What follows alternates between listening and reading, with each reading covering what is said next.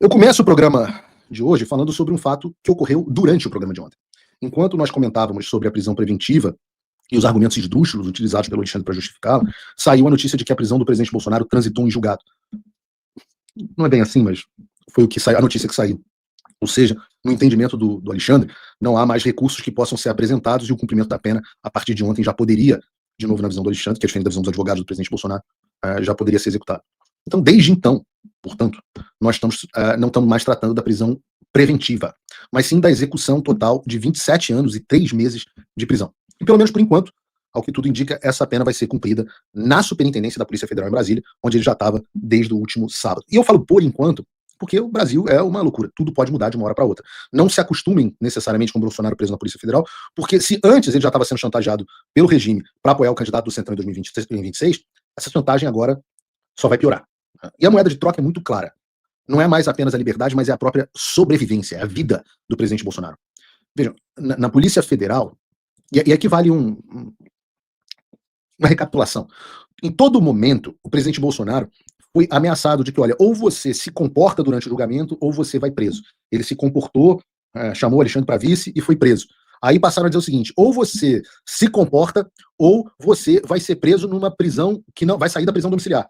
Aí ele foi lá, se comportou, exceto esse episódio do tornozeleira, mas se comportou e está sendo mandado para a Polícia Federal. E agora o argumento é: ou você se comporta, ou você vai sair da Polícia Federal e vai para uma prisão comum onde você vai morrer. Porque, vejam, na Polícia Federal, a estrutura de atendimento de saúde não é a ideal. A gente está falando de um prédio policial, e é evidente que ele não tem as adaptações necessárias para atender as demandas de alguém com a saúde frágil do presidente Bolsonaro. O presidente Bolsonaro tem um piripaque lá, como já teve outros. O que uma enfermeira vai fazer? Né? Porém, se as coisas continuarem como estavam na prisão preventiva, ele, pelo menos, terá esse atendimento médico aí em tempo integral de servidores da Polícia Federal, e a equipe médica dele, do presidente, também estaria autorizada a prestar atendimento.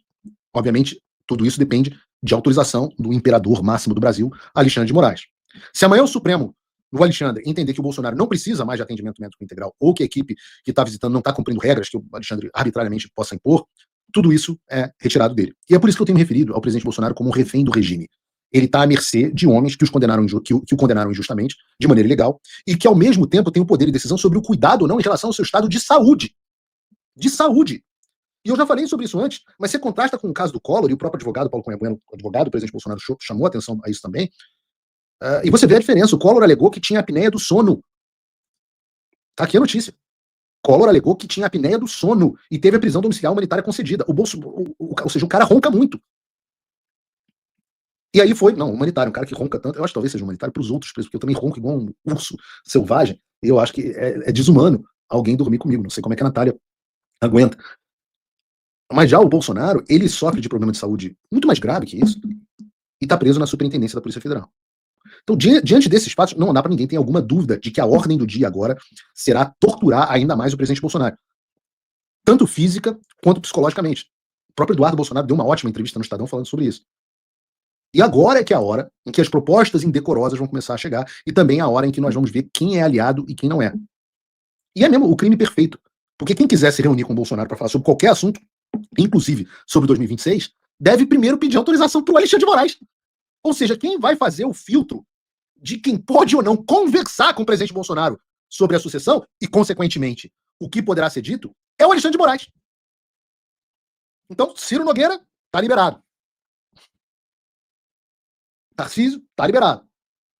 Agora, será que vai liberar pessoas que sejam mais linha dura, que queiram insistir numa candidatura bolsonarista?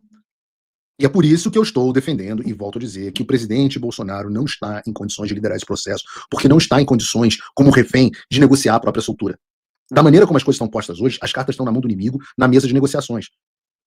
Portanto, se nós aceitarmos o candidato que o Centrão quer que o Bolsonaro escolha, que o sistema quer que o Bolsonaro escolha, seja ele quem for, nós já estamos aceitando a nossa derrota em 2026 antes mesmo das eleições começarem. Significa que nós não teremos eleição de fato. Porque a eleição parte do pressuposto que você pode escolher em quem você vai votar.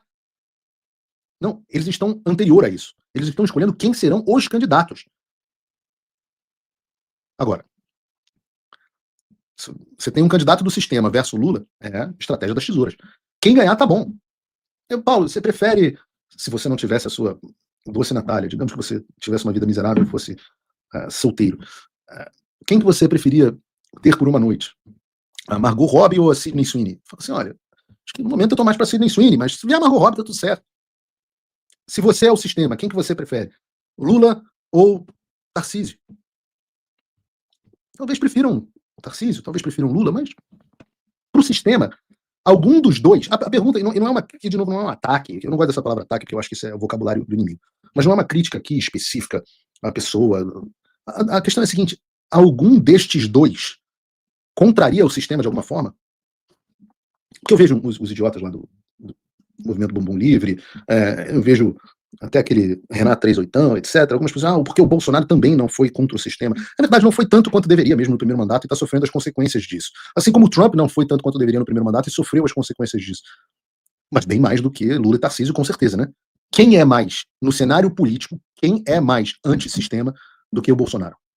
Por isso que eu digo, o bolsonarismo é mais, que às vezes nem o próprio Bolsonaro compreende a extensão do que é o bolsonarismo, porque isso que nós chamamos de bolsonarismo é um movimento popular de revolta contra um establishment, contra um sistema constituído. Sistema constituído por quem? Por uma elite política dentro do Centrão, que senta na sala Michel Temer, Paulinho da Força e Aécio Neves e querem decidir o futuro da anistia do Brasil. Um sistema constituído pelo pessoal da Faria Lima, os banqueiros que estão em guerra civil agora entre si, mas os Esteves e os Vorcaros que bancam escritórios de advocacia dos ministros do Supremo Tribunal, a turma toda que se reúne no Gilmar Palusa, a Rede Globo e o establishment da imprensa, todas essas pessoas e outras, a academia, os professores da USP, as pessoas que ficam um enfiando o dedinho no fiofó do outro na tese, na peça Macaquinho, essas pessoas são o sistema e são contra estas pessoas determinando como que todos nós vamos viver às nossas custas, é contra estas pessoas que o bolsonarismo luta. E nem sempre o Bolsonaro consegue expressar o próprio bolsonarismo de forma perfeita. Por isso que o termo bolsonarismo, como a maioria dos termos em ciência política e ciência social, ele é uma abstração.